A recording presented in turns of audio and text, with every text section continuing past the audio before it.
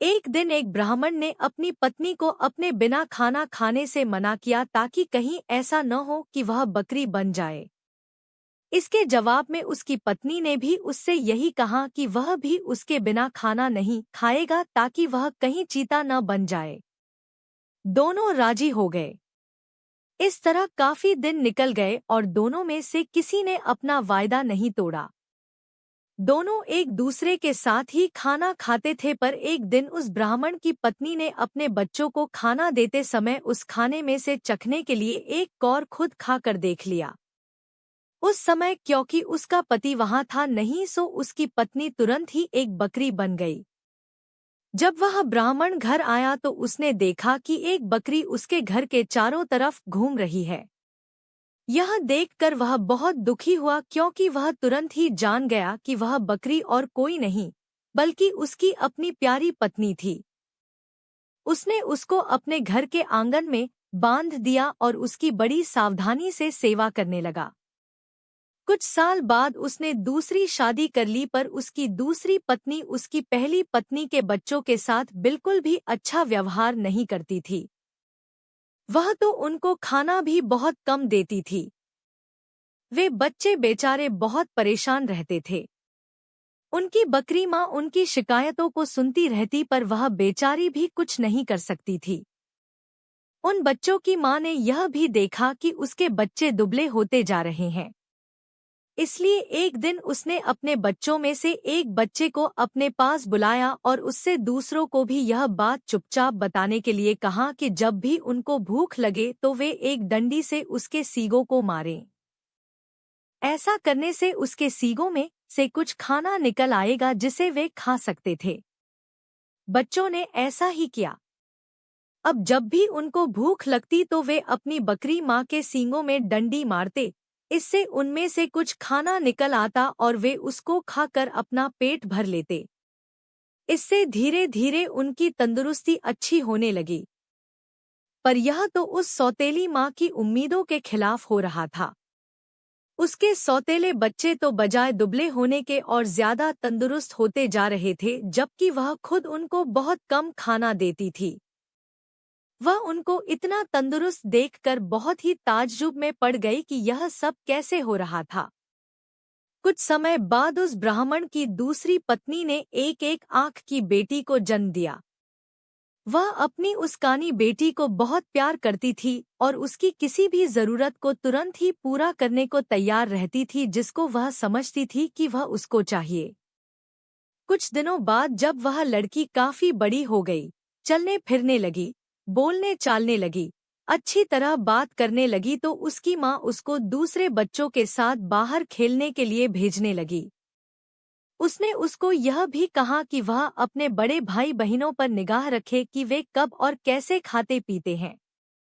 लड़की ने कहा, ठीक है। वह लड़की उनके साथ सारे दिन रही और उसने वह सब कुछ देखा जो उनके साथ हुआ। यह सुनकर कि बकरी उसके सौतेले बच्चों को खाना दे रही थी, वह दूसरी पत्नी बहुत गुस्सा हुई। उसने तय कर लिया कि वह उस बकरी को जल्दी से जल्दी मरवा देगी। एक दिन उसने बहाना किया कि वह बहुत बीमार है और अपने इलाज के लिए एक हकीम को बुलवाया। उसने उस हकीम को रिश्वत दी और कहा कि वह उसके लिए दवा के तौर पर बकरी का मांस खाने के लिए बताए। उस हकीम ने ऐसा ही किया। ब्राह्मण अपनी पत्नी की बीमारी के लिए बहुत चिंतित था और हालांकि वह बकरी को बिल्कुल मारना नहीं चाहता था, फिर भी वह अपनी दूसरी पत्नी को ठीक करने के लिए उस बकरी को मारने को लिए तैयार हो गया। पर यह सुनकर उसकी पहली पत्नी के छोटे छोटे बच्चे बहुत रोए। वे बहुत दुखी होकर अपनी बकरी माँ के पास गए और उसको जाकर सब बताया। उनकी माँ ने कहा, मेरे प्यारे बच्चों, रो नहीं। जो जिंदगी मैं जी रही हूँ, ऐसी जिंदगी से तो मर जाना अच्छा है। रो नहीं। मुझे तुम्हारे खाने को लेकर कोई दुख नहीं है, क्योंकि अगर तुम मेरा कहा करोगे तो खाना तो तुमको उसके बाद भी मिलता रहेगा। मेरे मरने के बाद तुम लोग मेरी हड्डियां इकट्ठी कर लेना और उनको किसी ऐसी जगह दबा देना जहां उनको कोई ढूंढ न सके। फिर जब भी तुमको भूख लगे तो तुम वहां आ जाना, तुमको वहां खाना मिल जाएगा। उस बकरी ने उनको यह सलाह बड़े समय से दे दी थी, क्योंकि जैसे ही उसने अपनी बात खत्म की और उसके बच्चे वहां से गए कि तभी एक कसाई अपना बड़ा सा चाकू लेकर वहां आ पहुंचा और उसने उस बकरी को मार दिया। उस बकरी के शरीर को टुकड़ों में काट कर पका दिया गया। ब्राह्मण की पत्नी ने उस बकरी के मांस को खाया, पर बच्चों को केवल हड्डियां ही मिली। बच्चों ने उन हड्डियों का वही किया जो उनकी बकरी माँ ने उनसे करने के लिए कहा था। उन्होंने उसकी हड्डियां एक ऐसी जगह दबा दी जहां उन्हें कोई ढूंढ नहीं सकता था। जब उनको खाने की जरूरत होती तो वे वहां जाते और उन हड्डियों से खाना मांग लेते और उनको खाना मिल जाता।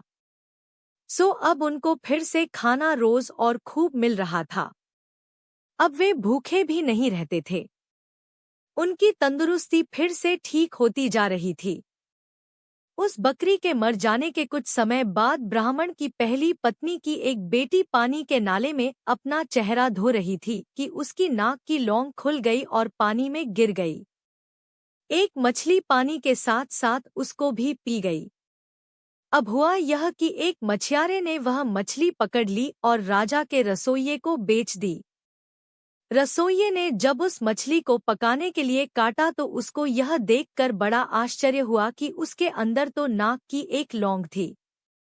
वह उसको लेकर राजा के पास गया तो राजा को भी उसमें रुचि हो गई।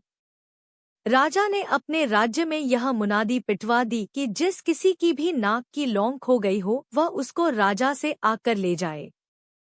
कुछ ही दिनों में उस लड़की का भाई राजा के पास आया और बोला कि वह नाक की लौंग उसकी बहन की थी।